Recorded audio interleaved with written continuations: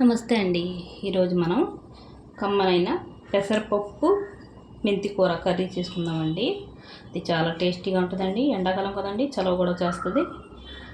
ముందు పెసరపప్పు 150 గ్రాములు తీసుకున్నానండి. పొయ్యి మీద పెట్టుకున్నాను. ఇందులో మనం కొద్దిగా నూనె వేసుకుందామండి.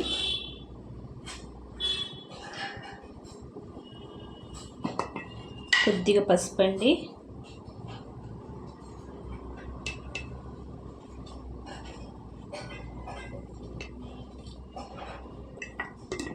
అన్నీ ఒకేసారి కలిపి పెట్టేసుకున్నా ఉడికిపోద్దండి. అందుకని అన్నీ కలిపి పెట్టేస్తున్నాను. పెసరపప్పు కదండి, తొందరగా ఉడికిపోద్ది. ఇందులోనే కారం అండి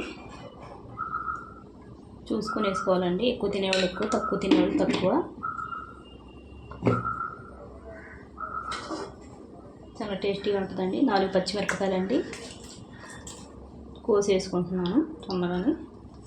1 టమాటా అండి,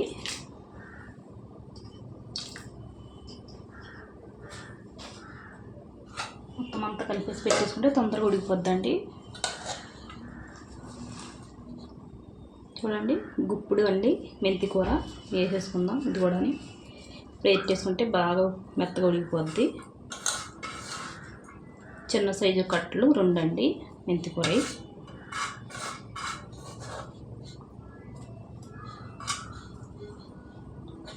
అంతా మూత పెట్టుకొని ఉడకబెట్టుకుందామండి. చాలా సింపుల్గా అయిపోద్దండి ఈ కూర. చాలా టేస్టీగా ఉంటుంది. లాస్ట్లో మనం తాలింపు పెట్టుకుందాం. మధ్యలో చూపిస్తానండి.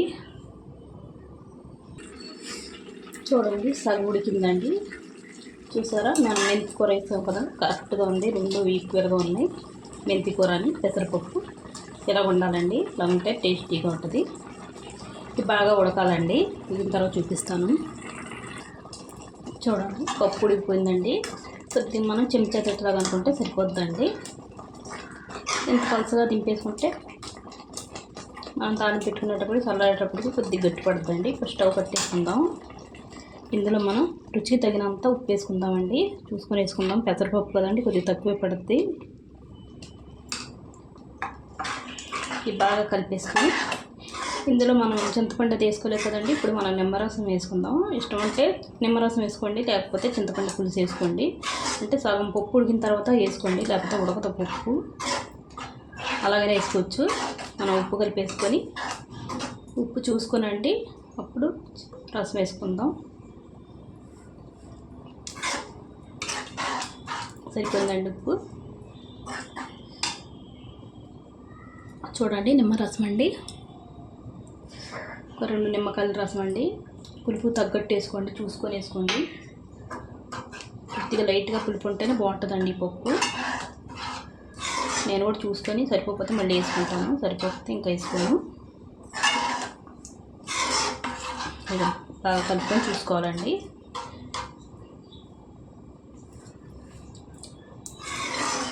నాకైతే సరిపోయిందండి. తాలింపు పెట్టేసుకుందాం. తాలింపు నూనె పెట్టుకున్నానండి. ఆవాలు జీలకర్ర వేసుకుందాం.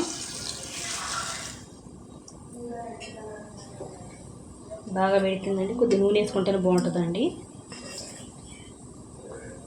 చూడండి, ఎల్లిపాయలు వేసుకుంటున్నాను 5.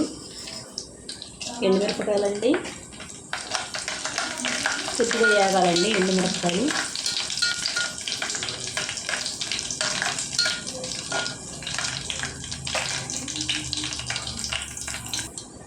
ఎండుమిరపకాయలు వేగిపోయాయండి. కరివేపాకు వేసుకుందాం.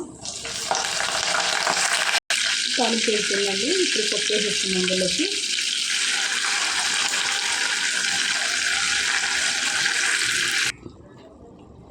తాలింపు వేసేసుకున్నానండి. ఎంతో హెల్దీ అయిన పెసరపప్పు మెంతి కూర రెడీ అయిపోయిందండి. ఇంతేనండి. వీడియో నచ్చితే లైక్, షేర్, సబ్స్క్రైబ్ చేసుకోండి.